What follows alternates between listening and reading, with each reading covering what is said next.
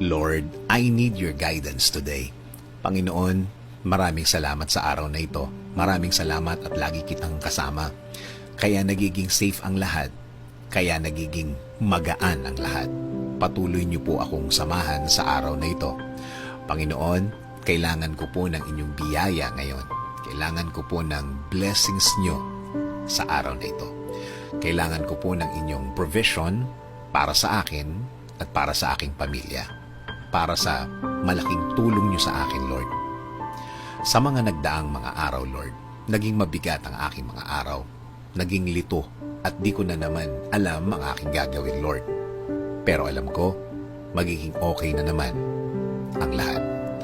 Alam ko, Panginoon, kahit na ano pa ang pinagdadaanan ko, kapag kasama ko kayo, lagi kong makikita at mararating ang inyong plano sa akin.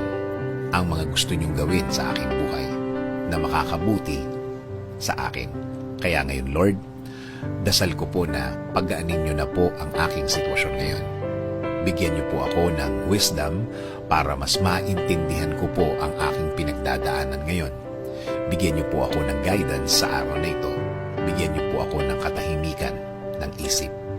Alam ko po, Lord, na hindi na magtatagal, mararamdaman ko na po ang inyong kamay na gagalaw sa aking buhay. And I am willing to submit. I am willing to offer my day today to you, O Lord. Alam ko po kapag kasama ko kayo, kasama ko ang inyong mga blessings. Alam ko po na kasama ko ang mga solusyon sa aking buhay.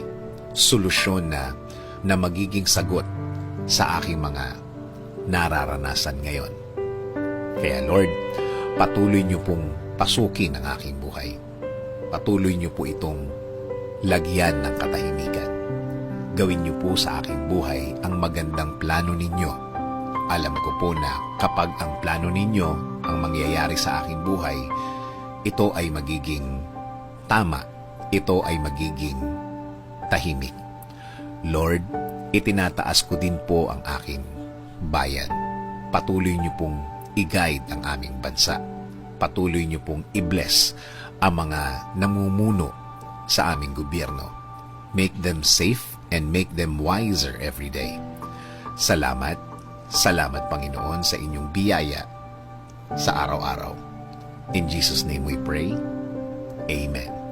Sabi nga sa John 16:13, "But when He, the Spirit of truth, comes, He will guide you into all the truth.